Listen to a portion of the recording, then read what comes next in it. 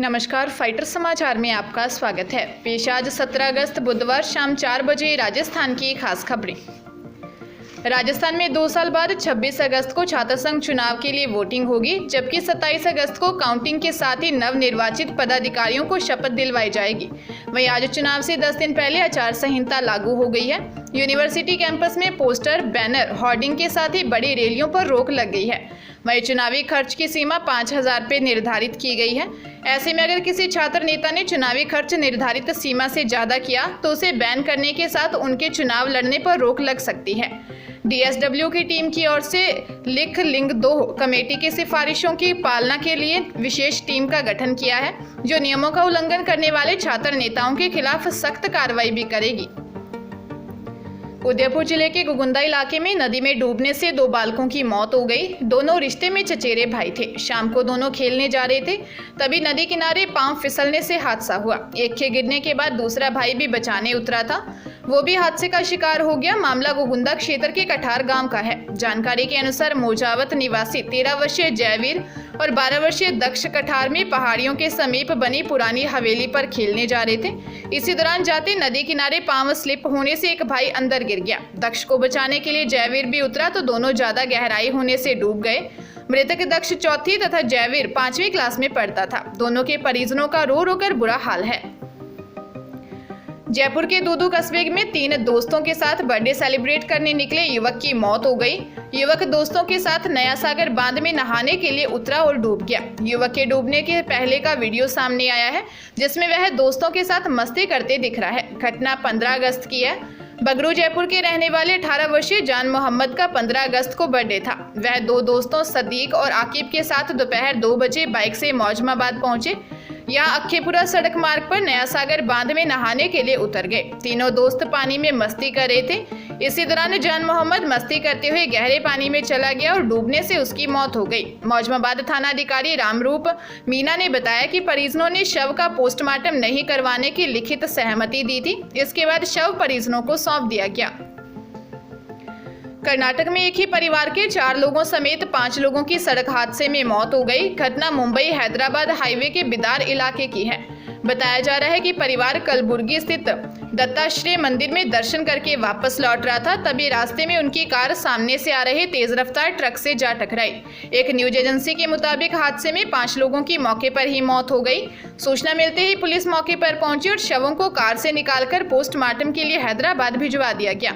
Police घटना के कारणों का पता लगाने का प्रयास कर रही है। बीएसएफ में जाने का सपना देख रहे युवाओं के हेड कांस्टेबल बनने का शानदार मौका आया है। बॉर्डर सिक्योरिटी फोर्स ने 1312 पदों के लिए भर्ती निकाली है, जिसके लिए 10वीं पास कर चुके कैंडिडेट्स बीएसएफ की ऑफिशियल वेबसाइट bsf.gov.in पर जाकर 19 सितंबर तक अप्लाई कर सकते हैं।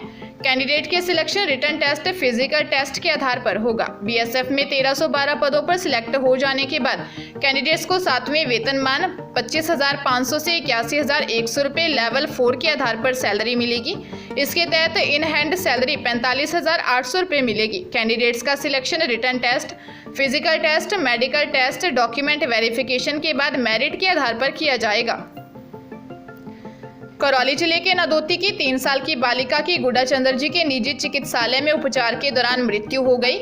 आरोप है कि डॉक्टर के पास कोई डिग्री नहीं है और गलत उपचार से ही मौत हुई है। मृतक बालिका भूमिका वर्तमान नदौती सरपंच रमेश चंद कोहली की पोती है। परिजन जब डॉक्टर कल्याण प्रयास सैनी के खिलाफ नदौती थाने में केस दर्ज कराने पहुंचे तो उनकी रिपोर्ट नहीं ली गई। इससे नाराज होकर परिजन एवं काफी ग्रामीण शव के साथ पंचायत समिति के तिराहे पर पहुंच गए और नदौती गंगापुर मार्ग पर जाम लगा दिया। जाम लगाने की सूचना पुलिस अधिकारी जाम स्थल पर पहुंचे तो उन्हें लोगों का आक्रोश झेलना पड़ा। करीब 1 घंटे बाद ही जाम खोला गया और उनकी रिपोर्ट दर्ज की गई। आरोपी के विरुद्ध पूर्व में भी बीसीएमओ ने बिना डिग्री व लाइसेंस के मरीजों का उपचार करने की रिपोर्ट दर्ज करवाई थी। राजसमंद के अमेठ कस्बे में गत 3 अगस्त को बाइक शोरूम मालिक के घर से 23 लाख रुपए की चोरी की वारदात का पुलिस ने खुलासा कर एक आरोपी को गिरफ्तार किया है, जबकि एक अन्य अभी फरार है। पुलिस ने गिरफ्तार आरोपी की निशानदेही पर 10 लाख रुपए भी बरामद कर लिए हैं। पुलिस के अनुसार अमेठ निवासी 71 वर्षीय हकीमुद्दीन 3 अगस्त को मकान के गेट को ताला लगाकर मस्जिद गए थे। नमाज अदा कर मोहर्रम के कार्यक्रम में सम्मिलित होकर करीब 10 बजे वापस घर आए तो मेन गेट का ताला टूटा हुआ था। मकान के अंदर जाने पर अलमारी से 23 लाख रुपए गायब मिले। एसपी सुधीर चौधरी के निर्देश पर पुलिस टीम गठित कर चोरों की तलाश शुरू की गई। पुलिस ने शोरूम के 1 साल पहले नौकरी छोड़कर गए 27 वर्षीय आरूफ निवासी भीलवाड़ा को डिटेन कर गहनता से पूछताछ की। आरोपी ने अपने एक अन्य साथी साहिल निवासी मुकुंदा के साथ मिलकर चोरी की वारदात को अंजाम देना स्वीकार किया। श्रीगंगानगर शहर से सटे गांव 6ई छोटी में नशे के आदी युवक ने नहर में छलांग लगाने से मौत का मामला सामने आया है। युवक नशे का आदी था तथा माता पिता से अलग रहता था। पिछले दिनों उसकी पत्नी भी उसे छोड़ गई थी।